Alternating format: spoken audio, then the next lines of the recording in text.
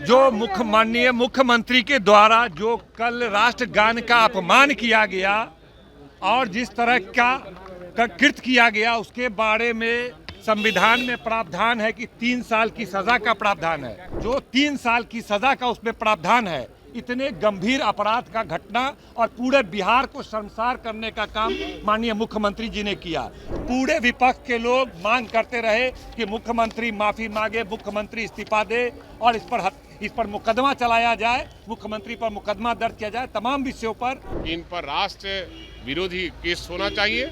राष्ट्रीय गान का अपमान किया है, 3 साल की सजा उसमें प्रावधान किया गया है, वो मुकदमा दर्ज होनी चाहिए। हुआ तो नेता विरोधी दल तेजस्वी यादव जी ने भी आप लोगों को बताया कि हम लोगों ने, राष्ट्रीय जनता दल और तमाम विपक्ष के लोगों ने, जो माननीय मुख्यमंत्री के द्वारा जो कल राष्ट्रगान का अपमान किया गया और जिस तरह का कृत्य किया गया, उसके बारे में संविधान में प्रावधान है कि 3 साल की सजा का प्रावधान है। वह कॉग्निजेबल जो होता है, नॉन कॉग्निजेबल क्राइम है और संज्ञेय अपराध है, जो 3 साल की सजा का उसमें प्रावधान है।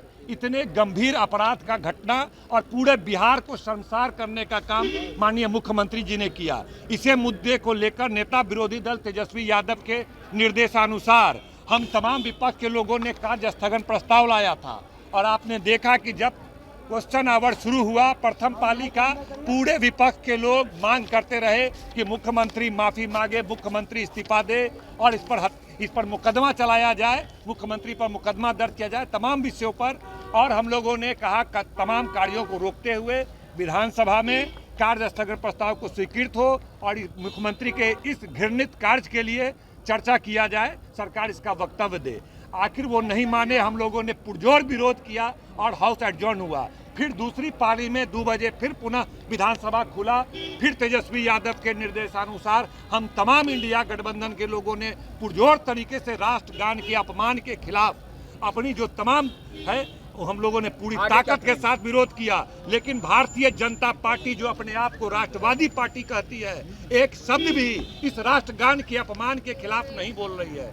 कम से कम मुख्यमंत्री जी आकर के विधानसभा में देश की जनता से खेद व्यक्त कर देते कि भूल चूक से हमके हो गया, हमसे गलती हो गया, हम देश की जनता से माफी मांगते हैं। लेकिन पता नहीं एनडीए के लोग, भाजपा के लोग, केंद्र के प्रधानमंत्री मोदी जी तुरंत ट्वीट करने में माहिर हैं, लेकिन राष्ट्र का अपमान हुआ है, राष्ट्रगान का अपमान हुआ है, प्रधानमंत्री और भाजपा के किसी नेता से इस राष्ट्रगान के पक्ष में एक शब्द नहीं निकल रहा है।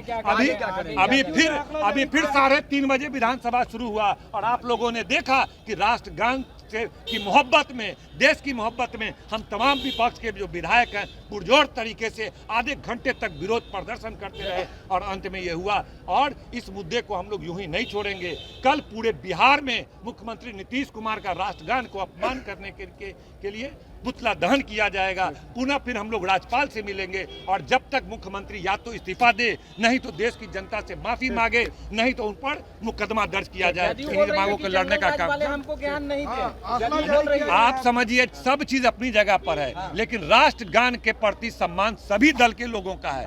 और भाजपा जो अपने आप को राष्ट्रवादी कहती है, आज बेनकाब हो गई कि कुर्सी के लिए आज प्रधानमंत्री से लेकर भाजपा का एक नेता भी मुख्यमंत्री की निंदा नहीं कर रहा है। कम से कम माफी तो मंगवा देता, खेद तो व्यक्त करवा देता। धन्यवाद।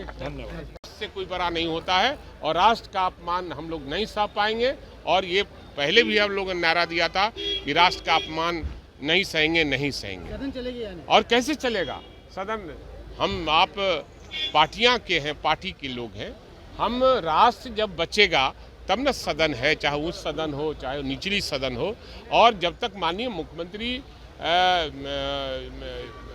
माफ़ी नहीं मांगते हैं तो हम चाहेंगे कि अध्यक्ष जी के माध्यम से हम लोगों ने कहा है कि इन पर राष्ट्र विरोधी केस होना चाहिए। राष्ट्रीय गान का अपमान किया है, 3 साल की सजा उसमें प्रावधान किया गया है, वो मुकदमा दर्ज होनी चाहिए। जेडीयू के लोग सर कह रहे हैं कि उन्हें भारत रत्न देना चाहिए।